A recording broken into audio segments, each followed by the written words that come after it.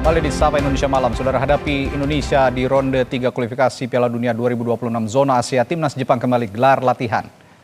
Latihan kedua ini sudah diikuti seluruh pemain Timnas Jepang termasuk pemain yang berlaga di Liga Eropa. Timnas Jepang menggelar latihan untuk beradaptasi dengan cuaca Jakarta. Sebelumnya pada Senin 11 November 2024 Timnas Jepang menggelar latihan perdana, namun saat itu latihan hanya diikuti 6 pemain. Pelatih Sinteyong meminta pemainnya harus percaya diri menghadapi Jepang.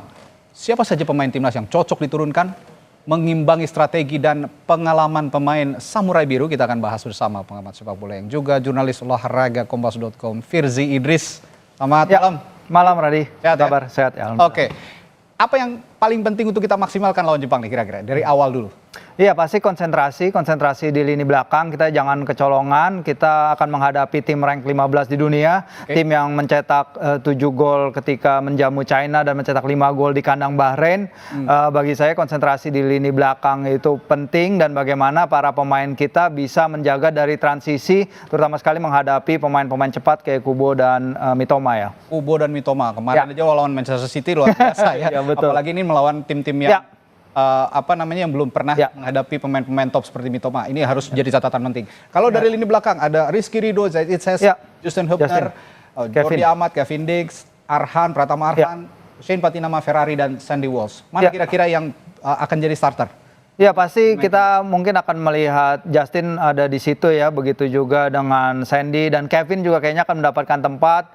Bagaimana kita lihat Jay memimpin lini belakang, tapi yang menarik memang ketika kami bertemu dengan Justin dan Nathan kemarin, mereka mengatakan bahwa mereka punya pemain-pemain yang udah bermain kenyang pengalaman di level Liga Champions, tapi so what gitu kata mereka. Mereka tidak takut sama sekali dan itu optimisme sangat bagus yang saya lihat dari para pemain kita. Eliano juga saya tanya kemarin dalam sesi media day, bagaimana sih rasanya kamu mungkin akan menghadapi Mitoma ya, terutama di sisi kanan. Tapi dia bilang, ya dia adalah pemain bagus, tapi saya juga yakin saya adalah pemain yang punya kapasitas juga. Jadi mereka itu punya rasa percaya diri dan saya senang melihat optimisme itu dari para pemain dan mereka berjanji memberikan segalanya mereka bisa pada pertandingan nanti di SUGBK. Radi. Ini yang perlu diwujudkan, optimisme ini di on field nanti ya besok di GBK. Nah kalau melihat komposisi tadi yang Anda bicarakan, orang-orang itu dengan asumsi 3-4-3 ya? 3-4-3 hampir pasti 3-4-3 karena Coach Shin kayaknya tidak akan bergeser terlalu banyak dari formasi yang dia punya.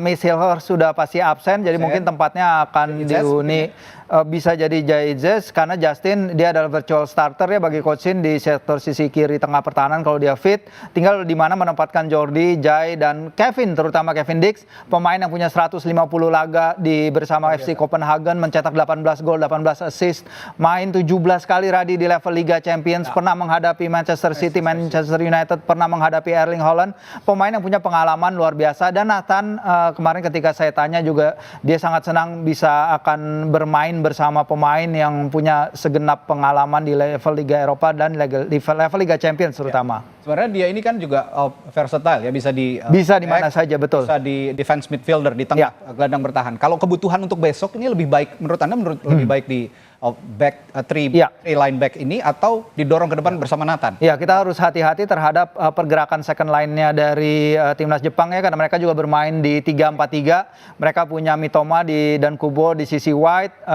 lebih ke tengah di belakang striker mereka ada Ritsudoan dan juga Takumi Minamino biasa bermain di belakang striker striker depan, tapi mereka punya masalah dengan tidak adanya Ayase Ueda, pemain yang mencetak 2 gol ke gawang kita di Piala Asia kemarin. Jadi itu satu keunggulan juga bagi kita. Mereka kehilangan striker yang mencetak 14 gol dari 30 pertandingan bagi mereka, dan bagi saya ini adalah kans bagi barisan belakang kita untuk bisa shutdown, berusaha setidaknya memendam perlawanan dari lini depan Jepang. Kita beranjak ke lini tengah. Ada Calvin Verdong, Ivan Jenner, Tom Haye, Nathan Choaon, ada Jakob Yance juga, ada Jakob Sayuri, ada Kambuaya.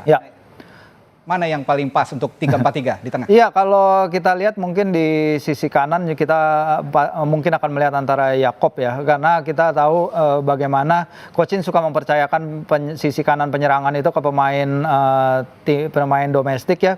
Untuk back sayap kan hampir pasti Sandy Walsh atau Eliano, tapi di depannya bisa jadi Yakob atau kemarin kan ada Malik Rizaldi, tapi Malik juga sedang tidak dipanggil.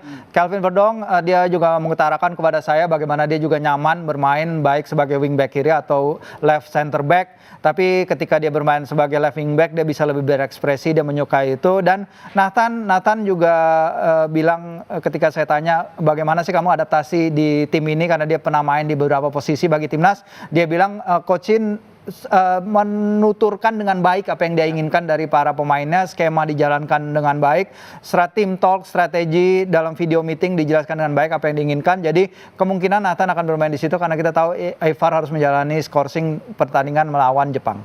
Ini dua nama yang Tom Haye dan Nathan Choano dua nama yang punya mobilitas tinggi dan juga punya pertahanan yang baik dan juga menyerang yang baik. Tapi untuk fisik sepertinya Tom Haye agak terbatas ya. Jadi memang harus ada rotasi jika memang nanti Tom Haye menjadi starter. Karena mereka akan menghadapi dua gelandang yang level Eropa ya. Dua gelandang yang benar-benar jadi tumpuan di klub mereka di Liga Champions. Hidemasa Morita terutama di Sporting CP bermain di bawah Ruben Amorim di Sporting yang sekarang pindah ke Man United.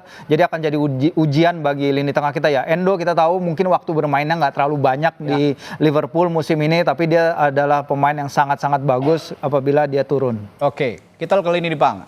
Ke lini depan ini PR-nya adalah kita belum benar-benar punya striker murni yang bisa menjadi daya gedor utama. Ada Eliano Reinders, ada Rafael Struijk, Ragnar Rotmangur, Marcelino Ferdinand, Hoki Caraka, Ramadan Sananta, Egy dan juga Witan. Ini didominasi sebenarnya oleh pemain domisili asli dari Indonesia. Tapi yang untuk 3 penyerang awal bisa dipercayakan ke siapa kira-kira? Iya, kayaknya Rafael Struijk dan Ragnar Rotmangun itu adalah virtual starter ya bagi lini depan kita. Satu lagi mungkin di kanan adalah kalau tidak Yakob bisa jadi Egy atau Witan. Tapi memang kesulitan yang kita lihat dari Marcelino ketika menghadapi Jepang di Piala Asia misalnya, dari 14 operan dia 8 mengarah ke belakang ke pemain bertahan kita. Tapi ketika saya memaparkan data itu ke Marcelino, dia bilang ya setelah laga itu kami belajar sebenarnya apa yang diperlukan untuk bermain lebih bagus lawan mereka, dan jadinya mereka juga tahu nih apa yang dibutuhkan tim untuk menghadapi tim sekaliber Jepang. Jadi dia menjanjikan perubahan. Pertandingan itu udah mereka lakukan video analisis sehingga untuk menyerangnya ke depannya kita harus bisa berbuat lebih bagus, karena ketika menghadapi Jepang pass accuracy kita di paruh lapangan Jepang itu hanya 40%. Itu jelek banget. Virtually 1 dari 2 operan kita gagal menemui rekan-rekan. Rafael Struijk misalnya hanya 6 operan pada laga kontra Jepang itu, tapi 2 dari titik putih karena dia melakukan kick off. Jadi memang Jepang bisa meredam permainan menyerang ofensif timnas, tapi diharapkan pada laga nanti dengan beberapa hilangnya para pemain belakang Jepang, terutama Radi, ada 3 pemain back utama mereka yang absen ya. Ada Hiroki Ito yang udah dari sejak awal musim nggak main bagi Bayern Munchen. Ada Shogo Taniguchi yang udah 4 kali starter di round 3 ini, tapi dia juga nggak main karena cedera. Semoga dengan absennya pemain-pemain itu ada kesempatan bagi Garuda. Dan ada pemain gaek juga, Yuto Nagatomo sepertinya. Yes. Ini juga sudah tua, udah berusia 38 tahun. 38 Ini akan tahun. jadi advantage tersendiri kalau memang jadi diturunkan, disalib salib oleh Rafael Struijk juga masih bisa ngebalap nih kira-kira gitu ya.